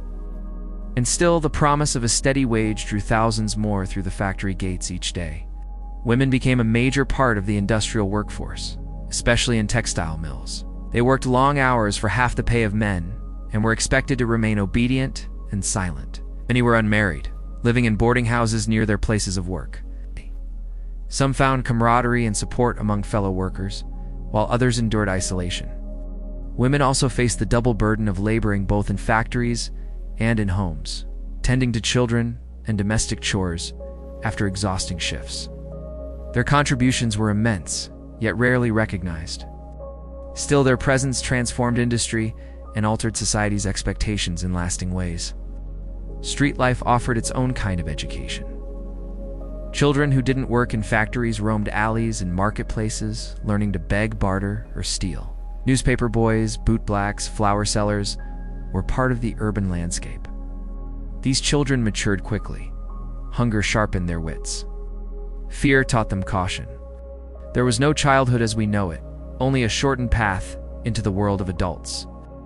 Some were taken in by charities or churches, others ended up in workhouses or jail. But within their games, their songs, and their laughter, one could still find sparks of joy, flashes of innocence refusing to be crushed by circumstance. Markets, taverns, and public houses became hubs of working-class life. Here, stories were shared, grievances aired, and songs sung. Ale and conversation flowed in equal measure. These were places of relief and rebellion. Among the clink of mugs and the smoke of pipes, workers talked of unions, strikes, and better futures. Labor movements began in whispers here, between friends and neighbors who believed they deserved more. Though many feared arrest or dismissal, the seed of resistance was planted over drinks and stories, passed hand to hand like a secret hope. The soundscape of the industrial city was unrelenting. Steam whistles, hammering metal, crying children, shouting vendors, clattering wheels. It was a noise that rarely ceased. For newcomers from the quiet countryside, it was overwhelming. But to those who stayed, it became background music. Over time, the noise faded into familiarity, part of the rhythm of life. Even in the night, when factories paused and shops closed, the city hummed with distant echoes. It was a place alive with energy, both human and mechanical, and though the sound could never be escaped, it came to define the new world being built. Pollution colored everything. Soot-covered windowsills drifted into lungs and painted walls black. Rivers turned strange colors, thick with waste from dye works and chemical plants. The sky, once open and blue, became a permanent haze. People coughed constantly. Clothes hung out to dry returned dirtier than before. Still, few complained. Clean air was a memory, a luxury. As long as the factory ran and the wage came, the grime was tolerated. Some even saw it as a sign of success. Smoke meant progress. It meant work, meant survival, no matter the cost to health or beauty. Housing shortages forced creative solutions. Rooms were divided and subdivided. Attics became bedrooms. Cellars turned into kitchens. Privacy vanished. Neighbors knew each other's quarrels, meals, and misfortunes. Yet this proximity also built communities. People helped one another through illness, hunger, and loss. They shared food, tools, and kindness. From the worst conditions, compassion grew. Mutual aid became a way of life. It was not organized or official, but it was real. In streets where governments had failed, the people themselves became the net that caught each other. And still, amid all hardship, city life had a strange kind of allure. There were theaters, dance halls, libraries, and lectures. There were movements for reform, for voting rights, for education. There was the chance to rise, even just a little. Street boy could become a clerk. A washerwoman's daughter might learn to read. Dreams lived in alleyways and factory floors. And though many never escaped poverty, the belief in a better tomorrow persisted. It was this belief, fragile and burning, that kept millions going. It built cities. It changed the world. The rural experience during the Industrial Revolution was equally transformative, though in a different way from the cities, far from the smoke and steel of urban centers. The countryside felt the tremors of industrial change through enclosure laws. Mechanized farming and the slow erosion of traditional village life. Fields that once belonged to communities were fenced off, turning common land into private property. This forced many small farmers to abandon their ancestral plots and seek work elsewhere.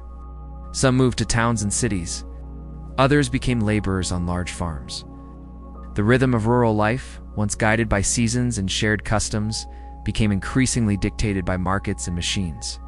Mechanization changed the nature of farming itself. The threshing machine, seed drill, and other tools increased productivity, but reduced the need for human labor. Where once entire families worked the land by hand, now a single farmer with new equipment could do the work of 10. This brought wealth to some, especially large landowners, but despair to many others. Traditional roles faded. Skills passed down through generations lost value. The land no longer needed as many hands, and so many hands were forced to leave. The village no longer guaranteed work. The family farm was no longer secure. Rural poverty deepened as a result. With fewer jobs and less access to land, rural communities struggled. Many lived on the edge of subsistence. They relied on seasonal work, small gardens, or the charity of wealthier neighbors. Workhouses and poorhouses became a fact of life for the destitute. These institutions, designed to provide shelter in exchange for labor, were often harsh and degrading. Families were separated, meals were meager. The goal was not comfort, but control. For the poor, it was a last resort, a place to avoid if at all possible. Despite these hardships, some aspects of rural life remained strong. Traditions and festivals endured. Churches remained central to community life. Villagers continued to gather for markets, fairs, and celebrations. Rural storytelling, folk songs, and local crafts helped preserve cultural identity.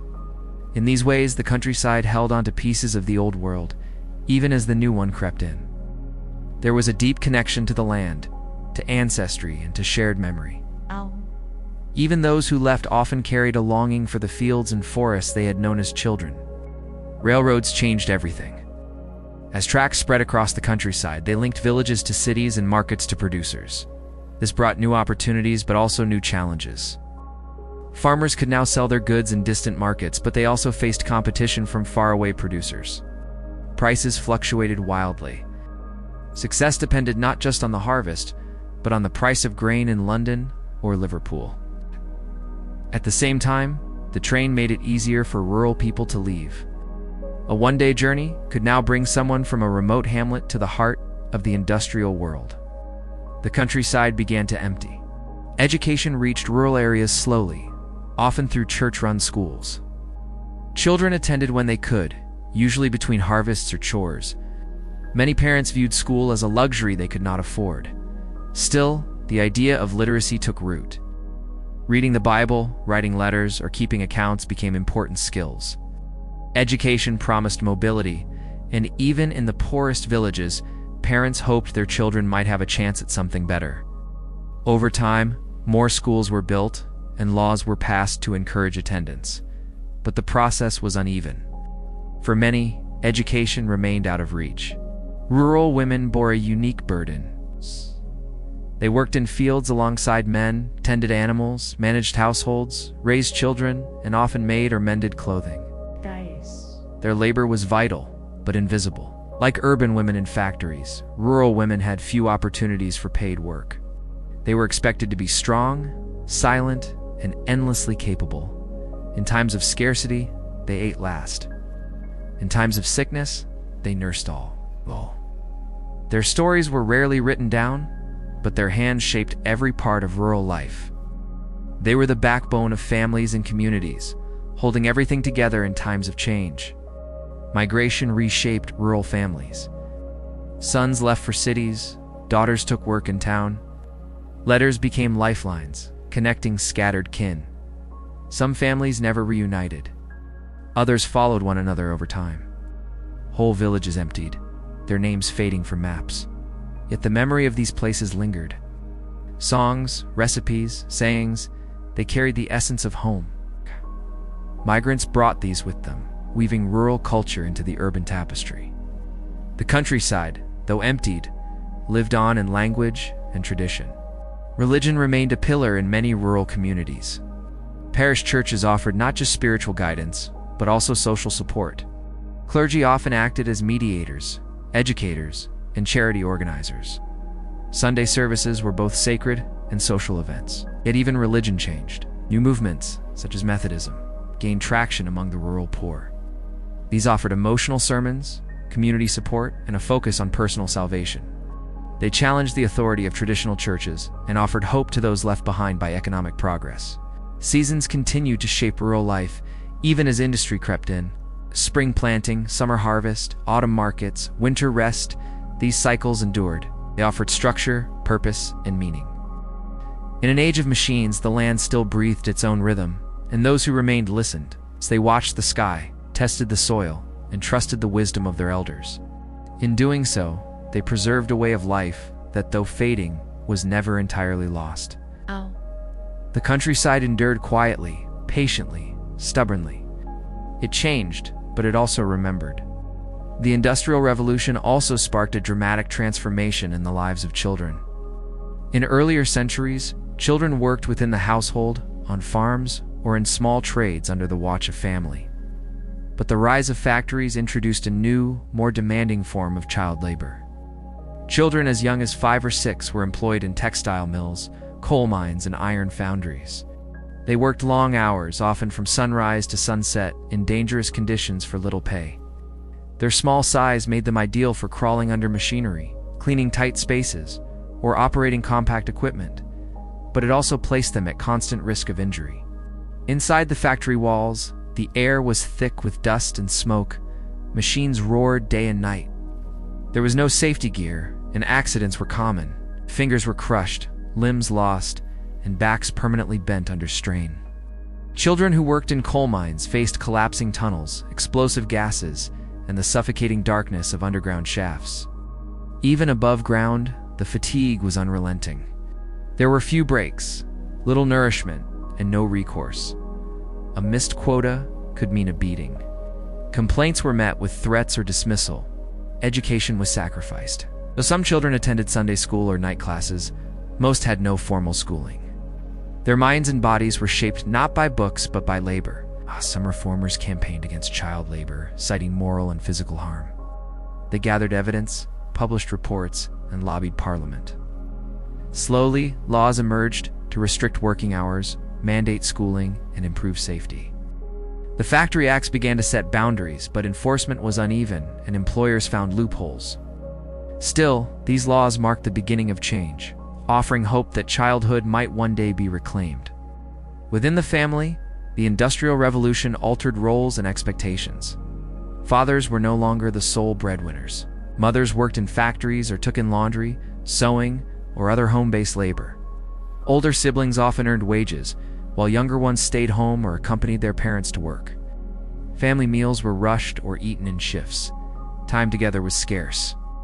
The bond of family stretched thin under economic pressure, yet it remained vital. Wages were pooled, rent was shared. When one fell ill, others stepped in. The family was a fragile but essential support system in an uncertain world. Housing in industrial cities was cramped and unsanitary. Rows of narrow, terraced homes sprang up near factories. These were hastily built, with little regard for comfort or hygiene. Multiple families often shared a single house, sometimes even a single room. Streets overflowed with waste. Clean water was scarce. Outbreaks of cholera, typhoid, and tuberculosis spread rapidly. The stench of sewage mixed with coal smoke. The noise never ceased. And yet, in these conditions, life went on. Neighbors formed tight-knit communities. They shared food, stories, and burdens. Women leaned on each other. Children played in alleys and courtyards. Despite hardship, there was resilience. Entertainment took new forms during this era. Music halls, pubs, and public houses became places of relaxation and escape. People flocked to fairs, circuses, and sporting events. Storytelling remained popular, passed down from grandparents to grandchildren. Penny dreadfuls and serialized novels became common among the literate, providing thrills and drama at an affordable price. The theater thrived. So did communal singing, especially in churches and chapels. Even in poverty, people sought moments of joy. Laughter, song, and shared stories provided comfort. They stitched together a sense of identity and belonging in a world that was changing rapidly. Food was another daily struggle. For the working poor, meals were simple and repetitive. Bread, potatoes, porridge, and tea formed the staples. Meat was a luxury. Milk spoiled quickly. Fresh produce was seasonal and often expensive. Malnutrition was widespread, especially among children. Factory wages did not always stretch far enough to fill bellies. Women made do with what they had, stretching meals with ingenuity. Soup kitchens and charities offered relief. Some employers provided canteens or food allowances. Gradually, workers began to organize for better pay and conditions, recognizing that survival demanded collective effort. religious life adapted to industrial realities. Churches and chapels provided more than sermons. They offered shelter, moral instruction, and a sense of order. Ethicism, with its emphasis on personal faith and social justice, gained many followers among the working class. Religious meetings, often held in homes or rented halls, became spiritual and social gatherings. Clergy visited the sick, taught the young, and advocated for reforms. Religion was both a comfort and a call to action. It framed suffering in moral terms and promised redemption. Yet it also urged charity, fairness, and the dignity of every soul. Migration patterns intensified. People poured into industrial centers from rural districts, from Ireland, Scotland, and across Europe. They came seeking work and opportunity. Cities grew rapidly, often faster than infrastructure could handle.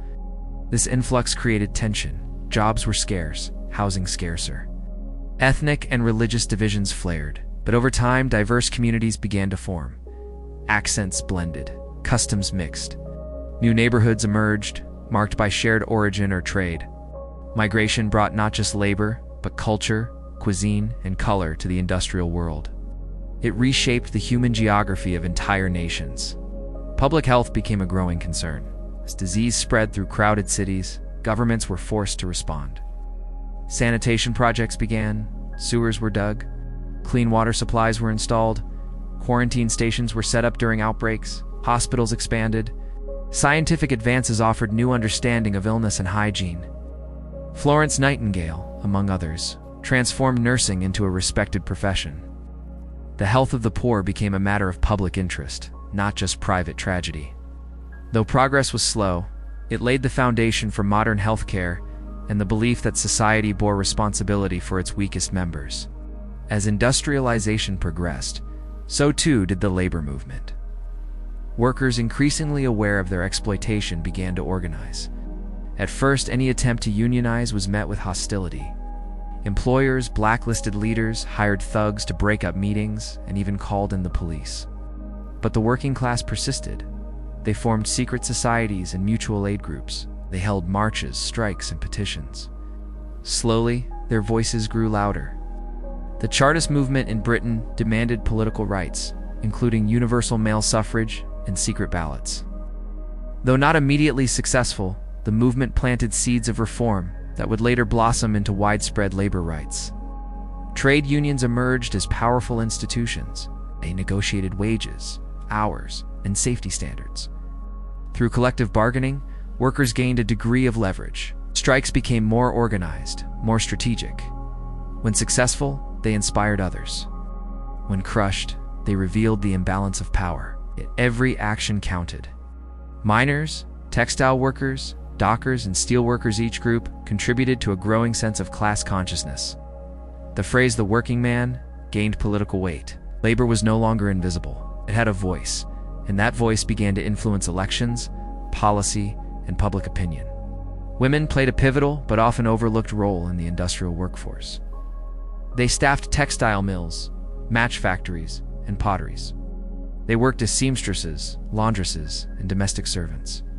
They earned less than men and were often denied leadership roles in unions, yet they organized nonetheless. In London, match girls famously went on strike in 1888, demanding better pay and safer conditions. Their victory inspired others. Women formed their own unions, led protests, and demanded recognition. Their dual burden of labor and childcare made their struggle unique, but no less fierce. Slowly, women began to assert themselves in both the workplace and public life. The impact of the Industrial Revolution on the environment was profound. Rivers turned black with factory runoff. Forests were cleared for coal. Smoke hung over cities like a permanent fog. The air stung the eyes and lungs. Animals fled, crops suffered, and natural rhythms were disrupted. The price of progress was paid in pollution, yet at the time, few understood the long-term cost. Industrialists celebrated productivity, not sustainability. Nature was a resource, not a partner. Only later would societies reckon with the damage done. Early conservation efforts began in response to declining fish stocks, dying trees, and urban squalor. Education began to change as well. As industrial economies required more skilled labor, the need for literacy and numeracy grew. Governments started investing in public education. Schools were built. Attendance became mandatory in many places. The curriculum focused on discipline, obedience, and basic skills. Teachers were strict, lessons repetitive, but the shift was significant. Education became a path to mobility, however narrow. Children of workers could dream of office jobs, teaching, or clerical work. Reading opened worlds. Writing gave voice. Slowly, knowledge began to challenge birth as a marker of destiny. Scientific and technological innovation flourished. Inventors and engineers were the new heroes. James Watt's steam engine, George Stephenson's locomotive, and Isambard Kingdom Brunel's bridges symbolized a new age of human mastery. Medicine advanced. Surgery became safer. Anesthesia was introduced. Germ theory revolutionized public health. Chemistry and physics gained practical applications. Electricity was harnessed. Telegraphs shrank the world. Each invention spurred more. Progress fed itself. The Industrial Revolution was not a single invention, but a chain reaction of discoveries that transformed every aspect of life, from how people traveled, to how they healed, to how they dreamed. Culture shifted with industry. Art and literature responded to new realities. Charles Dickens captured the plight of the poor. Elizabeth Gaskell wrote of factory towns. Painters depicted urban scenes with gritty realism. The Romantic movement, by contrast, mourned the loss of nature and simplicity. Poets like William Wordsworth and John Clare found beauty in the countryside, warning of its destruction. Theater adapted to working-class audiences. Music halls sang of labor and love. Industrialization inspired both awe and anxiety. It was a source of pride and a symbol of loss. Artists helped society reflect on what was gained and what was left behind. Legal systems adapted to the new industrial context.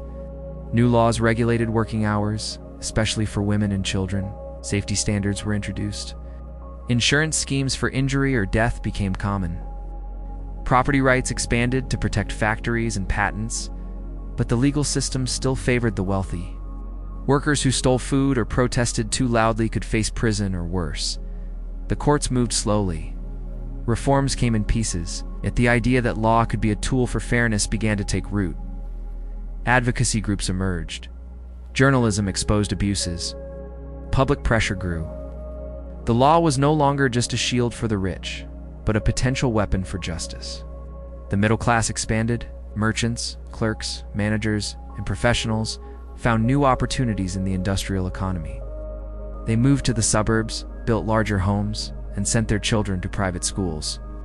They embraced respectability, thrift, and self-improvement. Their values shaped public morality. Hard work was celebrated. Idleness condemned. Religion, education, and temperance were pillars of this class. They read newspapers, attended lectures, and joined clubs. They also funded charities and reform movements. While they often looked down on the working class, they were instrumental in pushing for change. Their influence over politics and culture grew steadily throughout the 19th century.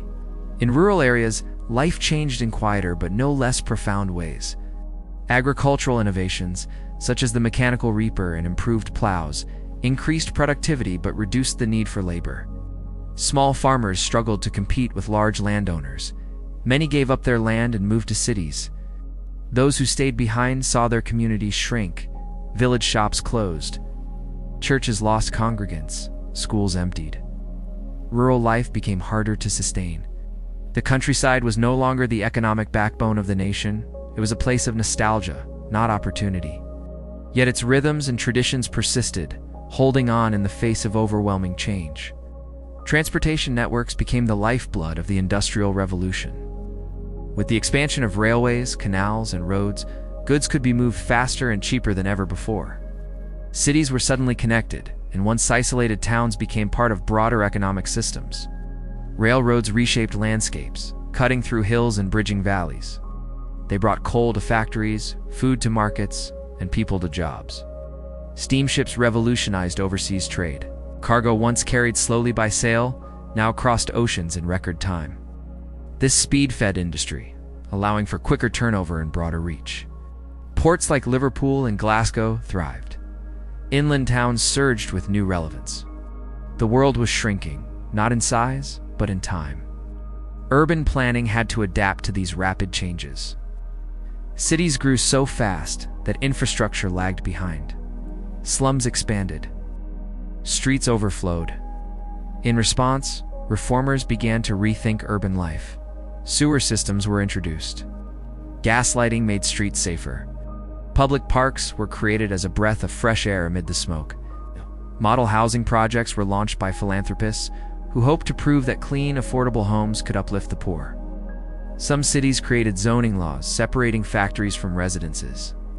Though these efforts were often small-scale, they marked the beginning of modern urban development. The industrial city was not just a byproduct of growth, but a place to be designed and managed. Workplace discipline took on a new form. In agricultural or artisanal settings, workers had relative freedom over their pace. In factories, the rhythm was dictated by machines. Time became money in a literal sense. Whistles blew to start shifts. Clocks regulated breaks. Supervisors enforced schedules. Being late meant docked wages or dismissal. Workweek was long, the tasks repetitive. Yet even in this rigidity, workers found ways to resist. They sang songs, told stories, and formed bonds. They carved moments of humanity into the mechanical day. Over time, demands for reduced hours and better conditions gained ground. The idea of a weekend or an 8-hour day emerged from these early struggles. The psychological effects of industrial life were complex. For many, there was pride in productivity. Owning a watch, having steady employment, or sending children to school felt like progress. For others, the loss of autonomy, nature, and traditional ways of life was deeply unsettling. Depression and anxiety were common, though poorly understood. Alcohol became an escape. So did religion. Evangelical movements surged, offering hope and community. Some turned to radical politics, imagining a better system. Others withdrew into private life. The human cost of rapid change was real, and coping mechanisms varied. In literature and art, themes of alienation and struggle became common, reflecting a society in flux. Migration patterns shifted dramatically. Within countries, people moved from rural to urban areas in massive numbers. Entire villages emptied as young people sought factory jobs. International migration also surged. Millions left Europe for the Americas, driven by poverty or pulled by opportunity. Irish families fled famine. Italians sought wages. Germans chased farmland. This diaspora reshaped cities around the world. Immigrant communities formed, bringing culture and labor. They built railroads, staffed mills, and launched businesses. In host nations, they faced discrimination and hardship, yet their contributions were vital. The Industrial Revolution was a global phenomenon, shaped not just by machines, but by human movement. Family life underwent a quiet revolution. Traditional roles were strained. Men, women, and even children worked long hours outside the home. Domestic routines shifted. Meals were quick. Parenting became more about survival than nurture, yet families adapted. They created rituals, saved for futures, and supported one another through hardship. The concept of childhood began to change. Reformers argued that children deserved education and protection. Slowly, laws were passed, limiting child labor. Compulsory schooling became common.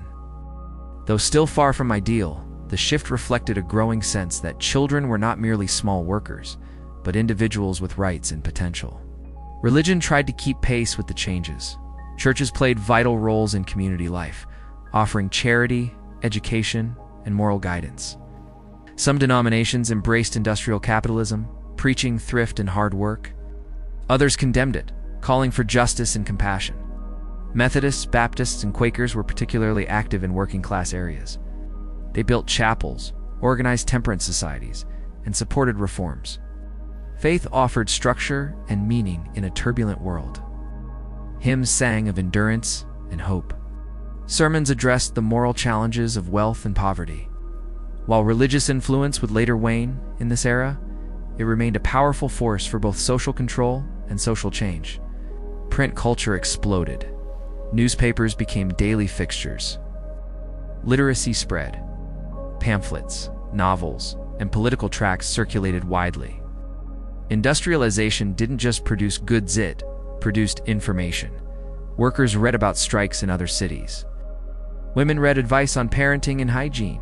Farmers used print to expose factory abuses or advocate for education. Authors like Mary Shelley, Karl Marx, and Thomas Carlyle challenged readers to think critically about progress and its price.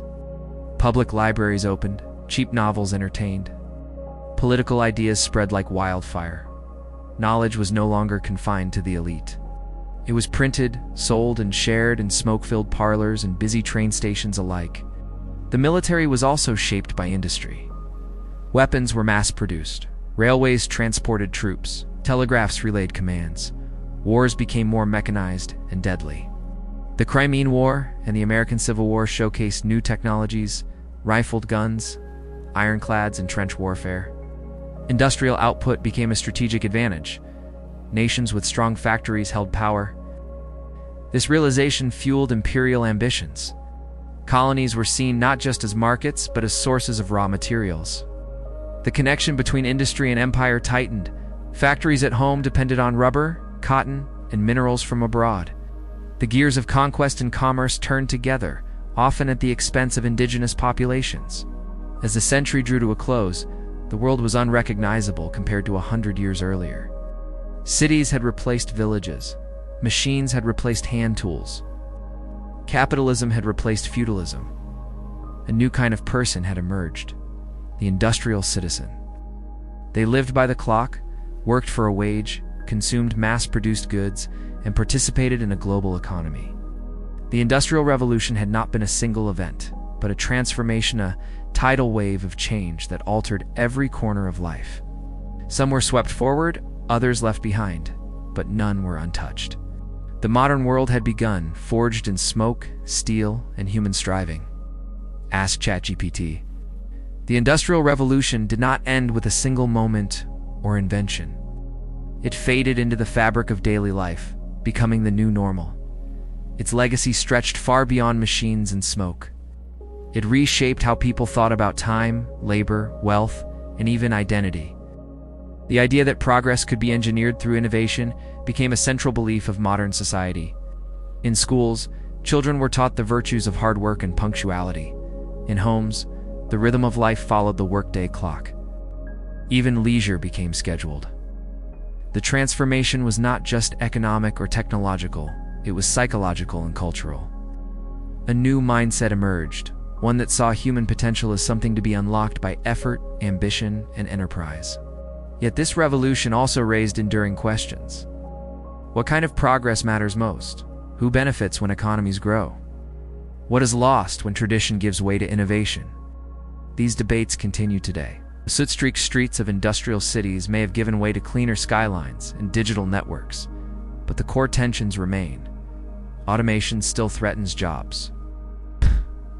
Urban sprawl still challenges community. Inequality still follows the lines drawn by industry long ago.